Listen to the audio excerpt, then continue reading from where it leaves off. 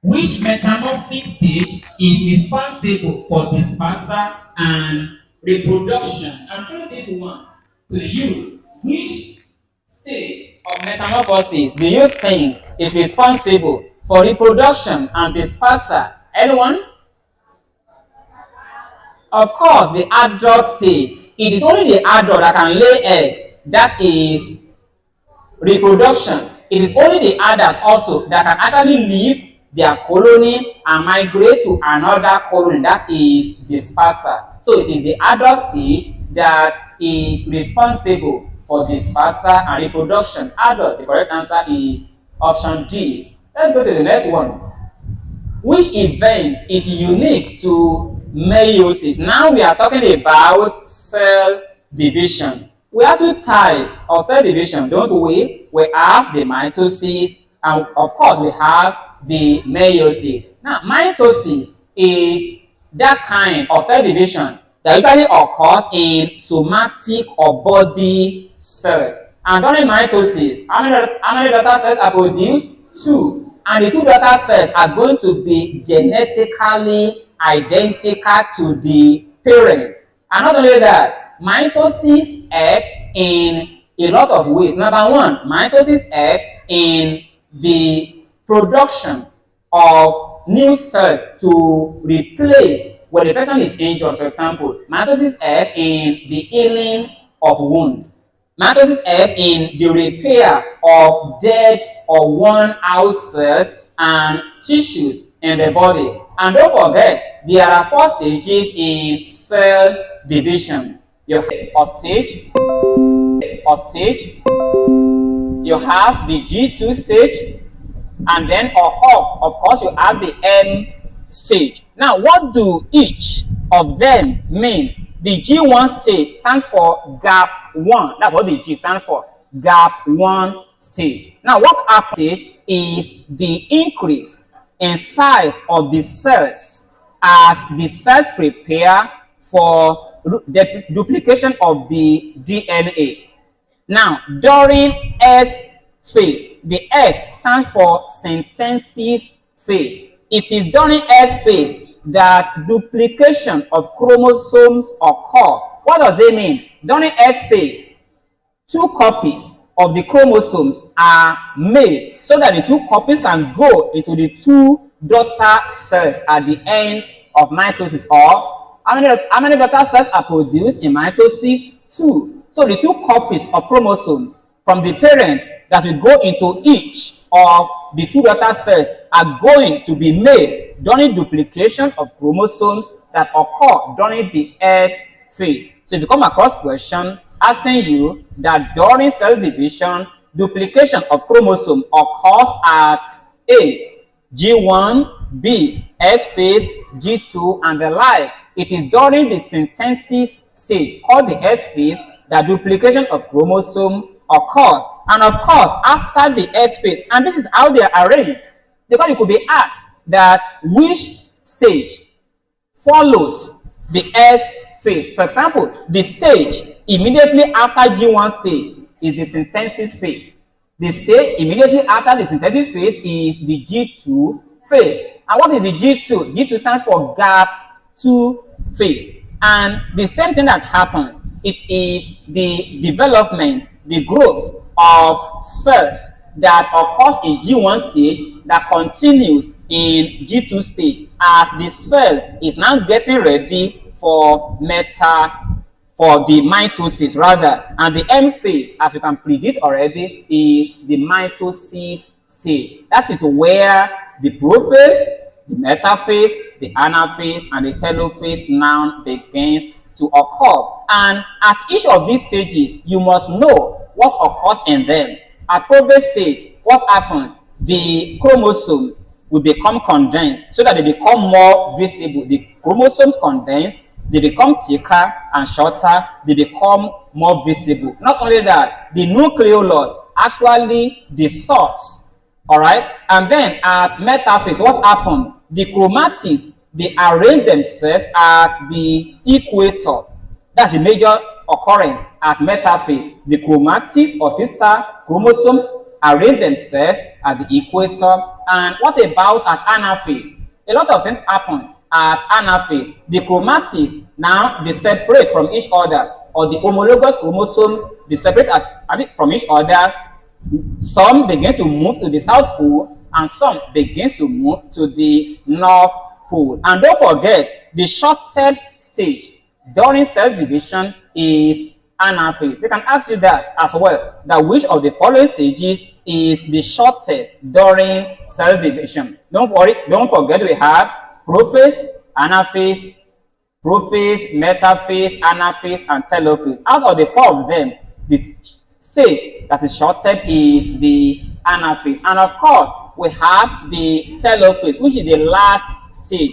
During telophase, there is cytokinesis. What is cytokinesis? The division of the cytoplasm to form 2 daughter cells in mitosis and 4 daughter cells in meiosis. And if I know about meiosis, we call it the reduction cell division. The reason why meiosis is called reduction cell division is because during meiosis, the total number of chromosomes in the body is halved.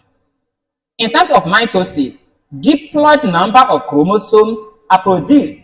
Diploid means that the exact number of chromosomes that is present in the parent will be present in each of the daughter cells. We call it diploid. Diploid is usually represented by 2n like this. Diploid chromosome means that there will be 46 chromosomes in that particular organ or in the body. Haploid means, this is diploid. Haploid means just single n, which means that there's only half of that is haploid number of chromosome. So meiosis is responsible for haploid number of chromosomes, and meiosis is majorly responsible for the formation of sex cells or gametes like egg or ovum, like spermatozoa or sperm cell. And not only that, meiosis also helps in bringing about genetic variation, because it is done in meiosis that crossing over of chromosomes can occur. And when crossing over occurs, crossing over is also called synapses.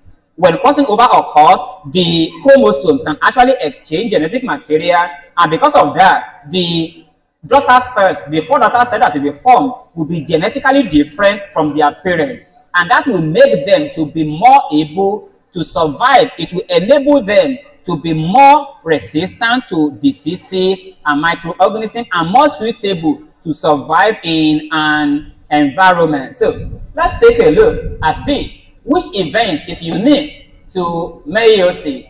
A. Chromosome condensation. B. Spindle formation. C. Pairing of homologous chromosomes. And D. Chromosome alignment. And that's option C. Pairing. Because it is that particular pairing of homologous chromosome that we refer to as crossing over. When the homologous chromosome, when they cross, when they become paired up, and then they become joined together at the centromere, they cross each other, exchange genetic material. This only occurs or happens during meiosis. So the event that is unique, that is only present in meiosis, is the pairing of homologous chromosomes. Pairing of homologous chromosomes does not occur during mitosis. The next question. Okay, which phase comes right after G1 in the cell cycle? You see on the board, G1, that's the first stage. After that is the synthesis stage, S stage. After the S stage is the G2 stage, and then after G2 stage is the mitotic stage. So the stage that comes right after G1 in the cell cycle is the synthesis stage. And by the way, cytokinesis is not one of the stages in a cell cycle. As you can see on the board, these are the 4 stages in a cell cycle. You have the G1 stage, gap 1. After that, the synthesis stage. I told you it is this particular stage, synthetic stage, that duplication of chromosomes actually occur, or duplication of DNA. So the phase that comes right after G1 is the synthesis or synthesis stage, the S stage. The next question. Next question, please. Okay, chromatids are pulled apart during which stage?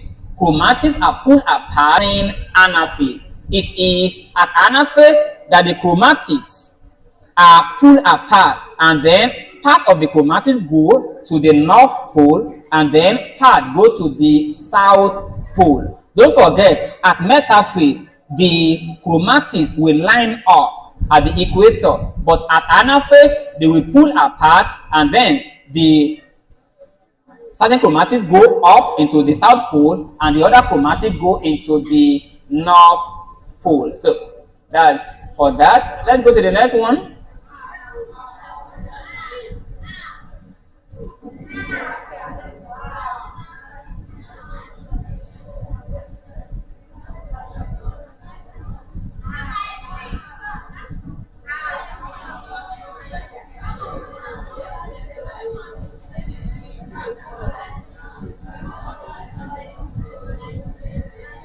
Okay, while that is being sorted, know that at prophase, okay, all right, so spindle fibers attached to chromosomes at the dash. Now, spindle fibers are those protein substances that help to pull up the chromatids to the poles during the anaphase and the early telophase. It is the kinetochore, all right? It is kinetochore that helps to attach spindle fibers to chromosomes. So the correct answer here is the kinetochore. Kinetochore helps to attach the spindle fibers to the chromosomes or to the chromatids. The next question. You want to write the questions?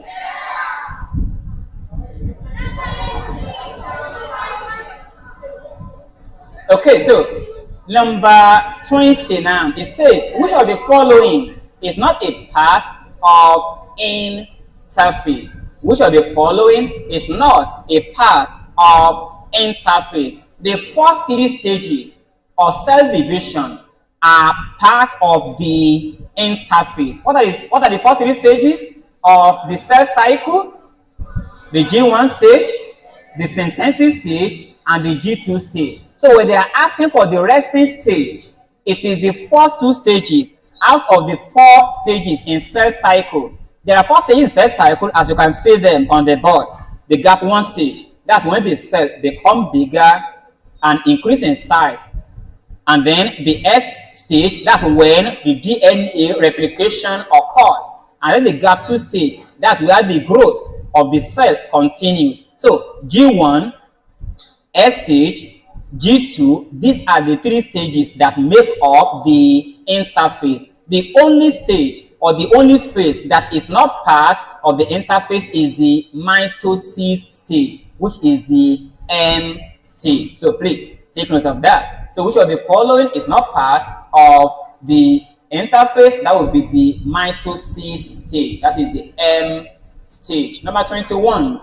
In meiosis, homologous chromosomes separate during dash. In meiosis, homologous chromosomes separate during dash. Now, if you look at this, it happens at anaphase 1.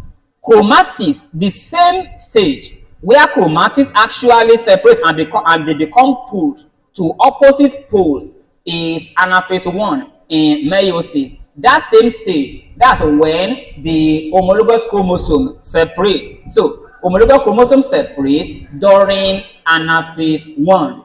Not only that, chromatids separate and become pulled to opposite parts of the cell also during anaphase. Don't forget, at metaphase, what just happens is the chromatids just line up at the equator. At anaphase, two major things happen. The chromatids are pulled apart, and also the homologous chromosomes, they also separate during anaphase 1. And if you look at prophase 1, it is during prophase 1 that crossing over occurs. So in case you come across a question like that, they can ask you that In which of the following stages during meiosis does crossing over occur? Crossing over or synapses occurs during prophase 1, and we have 5 stages in prophase 1. And by the way, prophase 1 is the longest stage during meiosis. What did I say? The shortest stage during cell division was anaphase, but the longest stage during cell division or meiosis is prophase 1. And this prophase 1 is made up of 5 stages as well. And the stages are, you have the leptotin stage, you have the pachytin stage, you have the diplotin stage, you have the zygotin stage, and then you have the last one, the diakinesis stage.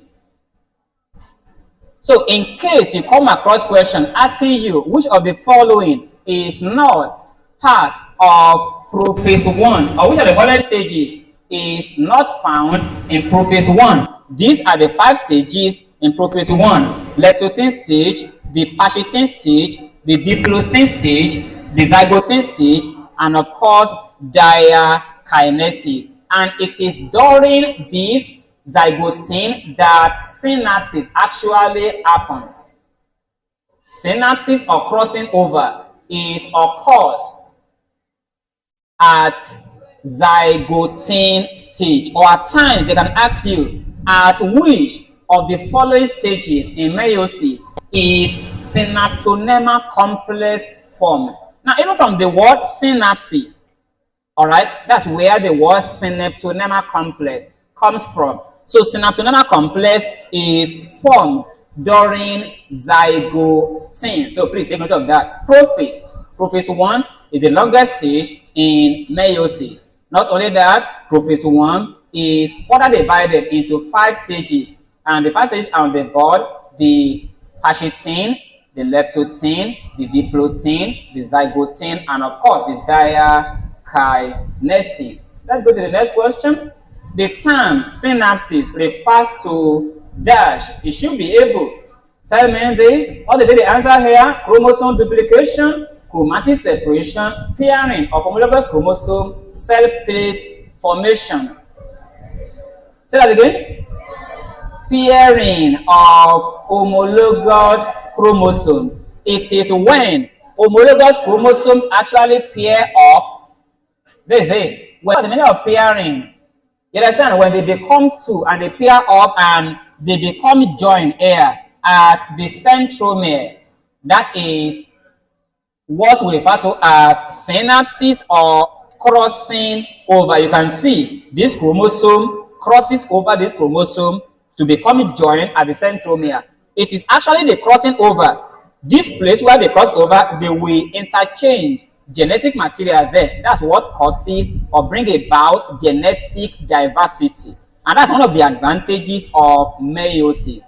When you have genetic diversity or differences or genetic variation, it will make that particular organism to be more able to adapt to its surrounding. Not only that, organisms like bacteria make use of this to be able to survive and resist antibacterial drug. Some people can be suffering from one particular bacteria infection or the other, and even though they are taking antibacterial drug, it's not working probably because the bacteria are actually resistant to the drug. That is one of the advantages of this variation here. The next question: during which phase does the nucleolus disappear? I've mentioned that in my intro the other time. The nucleolus disappear at the prophase stage. 2 major things occur at prophase stage. The chromosomes, they do what? They condense and they become more visible, and the nucleolus disappear. Those are the 2 occurrences at prophase stage. The nucleolus disappear, the chromosomes become thickened, they condense, and they become more visible. The next question: which phase of mitosis is the shortest? I believe everybody knows that. The anaphase. So you don't need to waste time on this. The next one. Okay. Which of the following is a reason for mitosis? Which of the following is a reason for mitosis? Is it for sexual reproduction? That's for meiosis. Is it for genetic variation? I've explained. That's for meiosis as well. Formation of gametes. That's for meiosis. What mitosis is used for and important for is growth and repair. I told you the other time that when mitosis occurs, it helps in the repair and healing of wounds. So growth and healing of wound, repair of dead and worn out cells in the body, these are some of the importance or applications of mitosis. And why they get that up, you should be able to know that meiosis and meiosis, even though the two of them are type of cell division, they perform different functions. Mitosis helps majorly in the growth of an organism, in increase in size of an organism, and also in the repair of dead, old, and worn out tissues. And also, they also help in healing of wounds. Meiosis, on the other hand, they help in genetic variation. They help in reproduction by production of gametes like egg or ovum in women, and also sperm cell or spermatozoa in men. Let's go to the next question.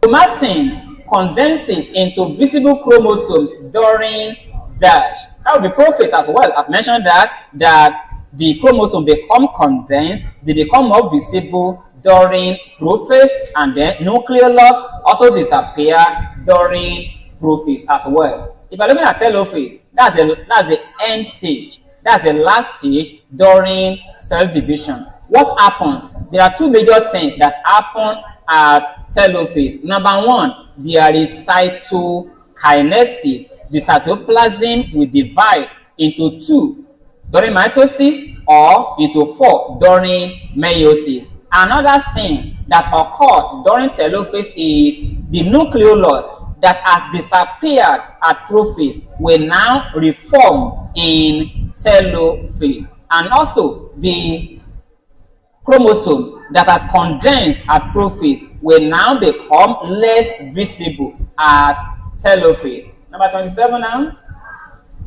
Okay, which of these does not occur in mitosis? A, DNA replication. B, spindle fiber formation. C, nuclear envelope breakdown. And D, chromatic separation. You guys should be able to tell me that. Which of these things does not occur in mitosis?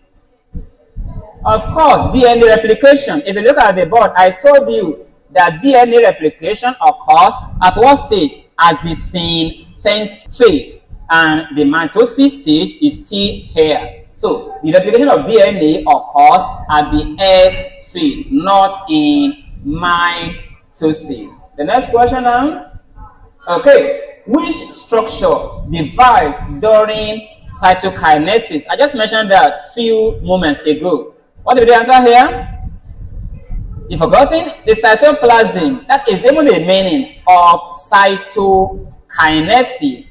I was telling you that cytokinesis occurs during the telophase. When the cytoplasm divides into two, we refer to it as cytokinesis. So it is the cytoplasm of a cell that undergoes division during cytokinesis. Let's go to the next one now. Which stage of meiosis resembles mitosis the most? And it's a very common question too. So there is a particular stage of meiosis that resembles, that is almost exactly like the mitosis. So which stage of meiosis resembles mitosis the most? Anyone?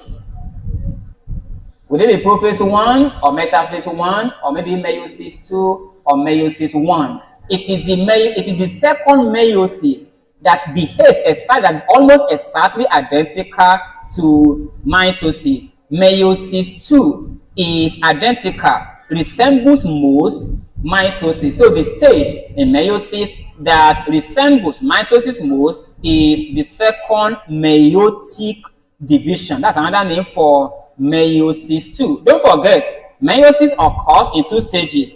The first meiotic division is meiosis 1. The second meiotic division is meiosis 2. During meiosis 1, two daughter cells are produced.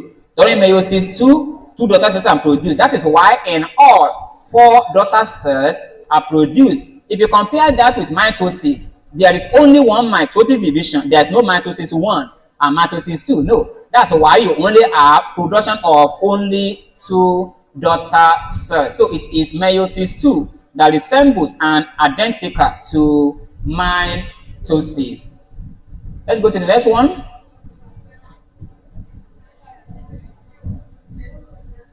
Okay, which of the following is not a result of mitosis? Healing of wound, I've told you today. Healing of wound is as a result of mitosis. Growth of organism is also as a result of mitosis.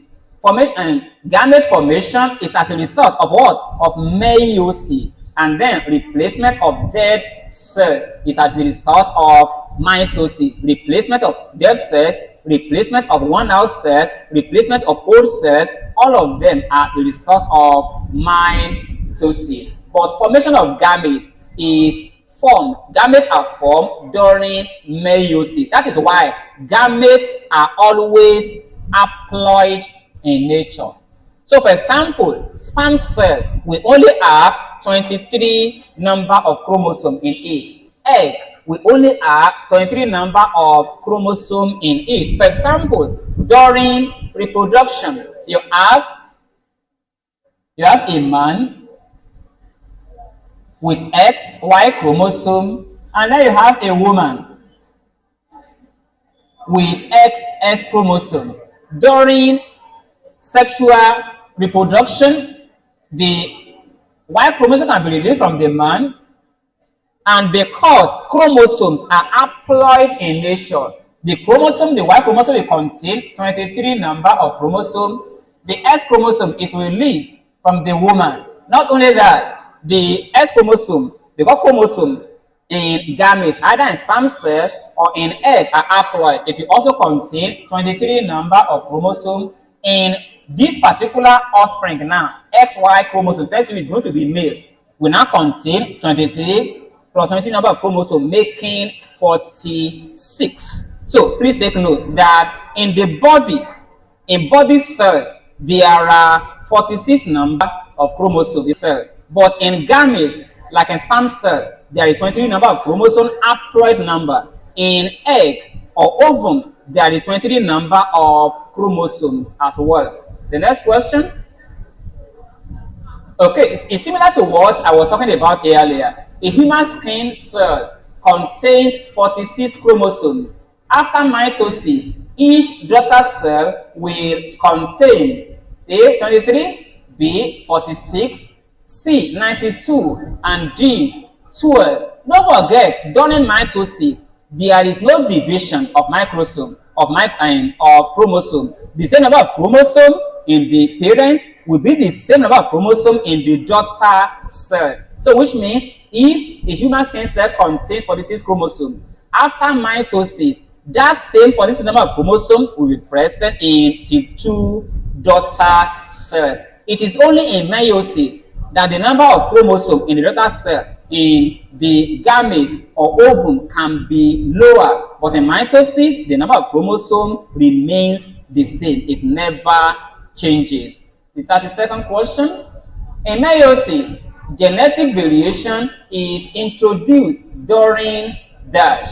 A, anaphase 2, B, prophase 1, C, telophase 1, and D, cytokinesis. I told you it is during prophase 1 that crossing over occurs, and it is when crossing over occurs that there would be introduction of genetic variation. So in meiosis, genetic variation occurs at prophase 1. Let's think of that. During prophase 1, there is exchange of genetic material. I told you exactly during zygote. That's where crossing over occurs, and it is when crossing over occurs that the two chromosomes can exchange genetic material, therefore bringing about genetic variation. And I told you, genetic variation is good for organisms, you and I. It enables us to be able to fight against infections and diseases. It even helps microorganisms like bacteria, because it can make bacteria to be resistant to drug as well. The next question. The next question. Okay. In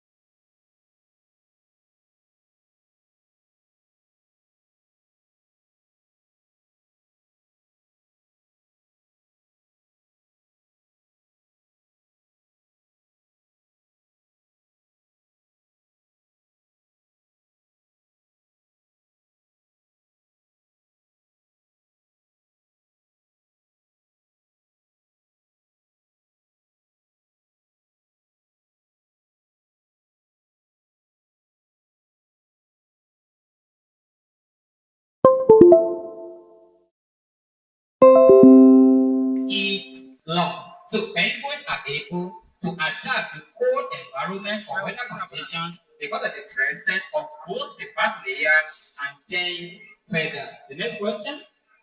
Okay, which is an adaptation of animals to conserve water? Which is an adaptation of desert animals to conserve water? A. Eating grasses. You know there is no correlation between eating grasses and conservation of water. Option B, sleeping during the day. That's the correct answer. I've mentioned that what I was explaining the other time. One of the ways that a desert animal can conserve water and prevent excessive water loss is by ensuring that they are inactive during the day. That's by sleeping during the day. We call it aestivation. If you look at option C, living near rivers. How do you get rivers in the desert? For example, that's why there is little amount of water. Or look at option D, drinking often. Drinking water exactly. Because there are actually few amount of water. So that's that. So the correct answer here would be option B, sleeping or remaining inactive during the day. The next one, which of the following is a defense adaptation? Now, there are various adaptations. There are structural adaptation, there are behavioral adaptation. Let's take care of this. And then there are defense adaptation. Now, there are some animals that they have certain things on their body which makes them not to actually be easily grabbed by other animals. For example, look at porcupines. All right, porcupine has spines. I mean, you guys know what porcupines are. Porcupine has spines on their body, like needles or nails, which makes it when they see a predator or humans, they raise it up, they actually seem bigger than they are. You can't grab them because those spines are actually very, very sharp and they can pose damage to whatever predator, be it humans or other animals that see them. That is what we refer to as a defense adaptation. Not only that, there are some animals that they produce certain foul smell. They produce certain things that when a predator goes close to them, they produce this foul smelling liquid that makes those predators to move away from them, which means that the predator will see that we see as if that particular animal is unpalatable, that they are not edible because of this foul smell originating from them. Not only that, we have structural adaptation. Structural adaptation has to do with what is present on a particular organism that can make it to become adapted to its surrounding. For example, let's look at bird. Bird has wings, which enable them to fly from one place to the other. They can fly and escape from predators. The presence of wings in birds is a structural adaptation. Not only that, birds have hollow bones. Hollow, Hollow.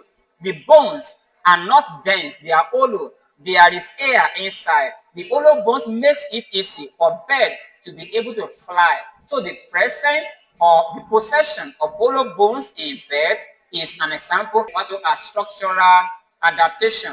Not only that, there are some organisms, there are some animals like polar bears that are found in Arctic region, Arctic, like this. Arctic is talking about severe cold places on the planet. All right, they're usually found in places that are freezing cold. So these places are very chilling cold. And polar bears, an animal that they find in them, most of the time, they have thick furs, F-U-R-S, on their body, which will help to insulate them and prevent heat loss from the body. Not only that, we have foxes. Foxes also live in Arctic region, but in this case, the foxes usually have white fur, and the fur is to blend them with the environment. Don't forget, Arctic places are usually places that have ice, and when you have a place that is majorly made up of frozen ice, how does it appear? Whitish in color. And because of that, some foxes that are found in this Arctic region have white fur so that they will be indistinguishable from their surrounding, from predators that might want to kill such foxes and prey on them. Not only that, we have behavioral adaptation. Behavioral adaptation is not what an organism possesses, it is what an organism does. For example, an organism that moves from a place to another place because of abundant amount of food there.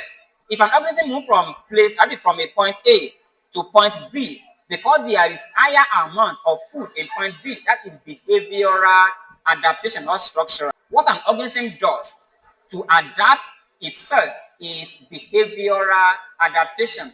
But an organ that is present on the body of an organism that makes the organism to be able to adapt to its environment is what we call structural adaptation. For example, a chameleon, for example, can actually camouflage itself.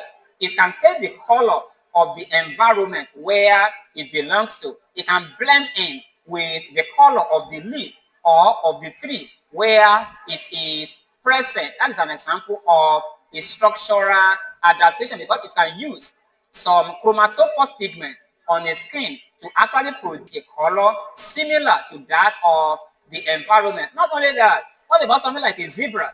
Zebra has all these alternate white and black stripes on its body. What about tigers, for example? They have all these patches on their body. These are structural adaptations, although you call it disruptive coloration, like this. So when you have animals such as zebras, such as all these panther, tiger, and so on and so forth, that have all these patterns and patches on their body, they exhibit a particular type of color. They blend in with that particular environment, making them difficult to distinguish from their habitat, or making them difficult to be seen or identified by potential predator. That is cryptic coloration. But you also have what we refer to as counter shading. Counter shading is exhibited by fishes, where a fish will have a different color in the ventral part. You look at the ventral part of it, it's going to be slightly whitish or silvery in color. And you look at the back, the dorsal part, it is darkish or brownish in color. So that kind of coloring, where certain part is whitish or silvery white like a fish, and then the dorsal part is dark, we refer to it as counter shading. So organisms like fish exhibit counter shading, which is an example of structural adaptation.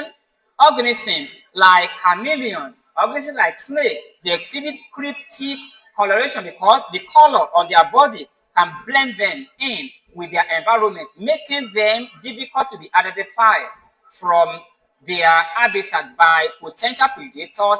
That is what we refer to as cryptic coloration. Then organisms like zebras, organisms like panther, like tigers, that have patterns and patches on their body which blend them in with the environment, making it hard for predators to see or identify them. We refer to such coloration as disruptive coloration. So let's move on. The next question. Which animal has a thick fur coat for insulation? A is elephant, B polar bear, C crocodile, and D parrot. I've explained this while I was explaining different adaptations to you. What will the answer be here? The polar bear. Polar bear live in Arctic region. And Arctic region are almost frozen places where there is huge amount of found in these places, needs to be able to save and conserve little amount of heat energy in their body. And these polar bears and also foxes, although foxes usually use their own fur to blend with their environment, but polar bear has this extremely thick fur that will help them to prevent loss of heat from their body. Elephants don't need any insulation because elephants are not found in cold places. They are found in tropical region. The same thing with crocodile. Crocodile are poikilothermic animals. They are cold-blooded animals. They don't need to insulate themselves. And if you look at parrot actually birds, and birds don't have fur. What they have are feathers. So a parrot can only use its feather to be able to carry out insulation and prevent loss of it from its body. The 40th one. Okay, mimicry is an adaptation where an animal A changes color, B copies another for protection, C hides in trees, and D bites other. As a matter of fact, the word mimicry comes from the verb mimic. Mimic means to actually imitate another person. So, if I talk about mimicry, is when an organism or an animal copies another organism in order to be able to either escape from predator or to be able to survive in an environment. There are some organisms that when they see a predator coming their way, they lie flat, they lie motionless, and they resemble a dead wood, so that the predator can actually pass by without noticing them. For example, look at millipede around us. When millipede is crawling by, if you touch it, what happens? It just rolls up and remains stationary as if it is dead. Only when it notices that time has passed does it uncoil, and then it goes its way. So mimicry is talking about those things, those activities, those behaviors of animals where they mimic, they copy, they behave as other animals in order to be able to survive in their environment, either by escaping from predation or to notice. There are some insects that will actually produce certain foul smell that will make them to be unpalatable like other insects, so that predators do not feed on them. That is mimicry. So mimicry is an adaptation where an animal copies another animal for protection. So these are some of the things you need to know about adaptation. A lot of questions will come from adaptation, from cell division as well. That's actually why you will notice a lot of questions under cell division, so that whichever way questions come from cell division, you'll be ready for that. And subsequently, on Monday, we are going to be taking our attention on like genetics, like evolution, reproduction, and so forth. If you have questions, I will entertain that before I go. Any question? Any question? Okay. What's the question?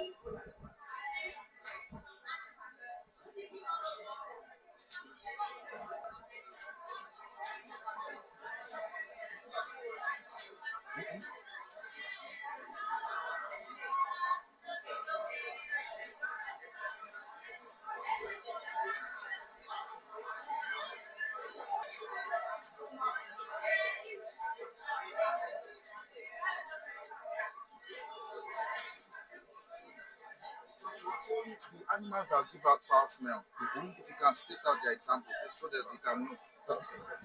Yeah, I did mention that there's some animal that can actually produce certain foul smell so as to not be eaten by predators. Example is mealybug.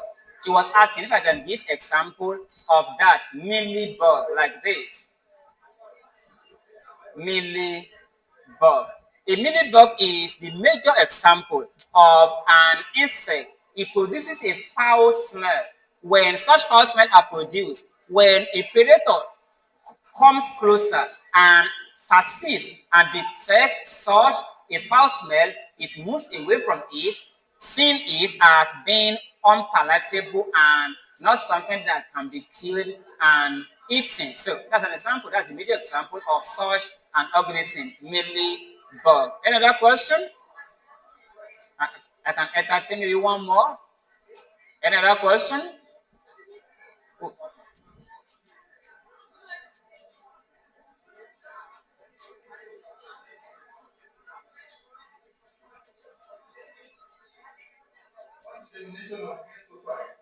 What is the? Oh, mesophyte. Okay. All right. Someone is asking about definition of mesophyte. Now, there are plants that are classified based on their habitats where they are found. So I'm not just going to restrict the answer to mesophyte alone, but I'm going to start from it. A mesophyte is a plant that is found in areas with moderate amount of water. Once again, a mesophyte is a plant that is found in areas with moderate amount of water. For example, all the trees that you find around us here, they are mesophyte because the amount of water, the amount of rainfall that is available to them is moderate. That's a mesophyte. Mesophyte are plants found in areas with moderate amount of water or moisture. The water there is not too much and it is not too little. Not only that, apart from mesophytes, we have hydrophytes. Hydrophytes are plants that are found in fresh water habitat. For example, talk about water lilies. We find them in fresh water, on top of water, floating on top of water.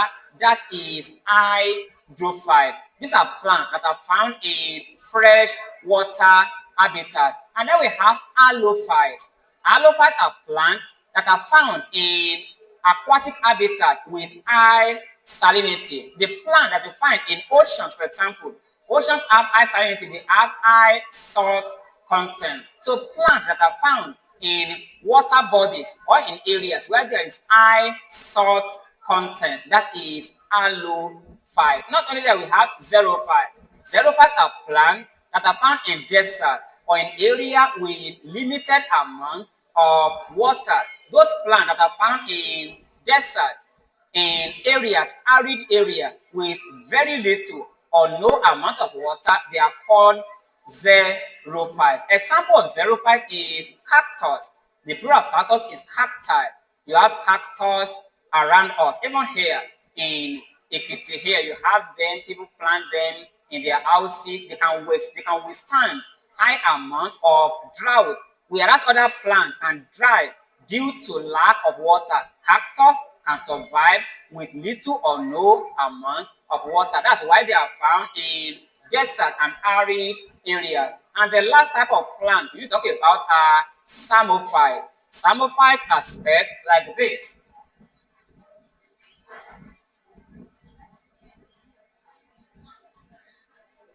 So you have psammophytes. Psammophytes are plants that are predominantly found in sandy areas or sandy soils. So those plants that survive or are found in soils that are predominantly sandy in nature are called psammophytes. So these are the various kinds of plants that we have. Just to recap, psammophytes, these are plants found in sandy soils. Mesophyte, the question that was asked, these are plants that are found in areas with moderate amount of moisture or water. Hydrophytes, these are plants that are found in fresh water.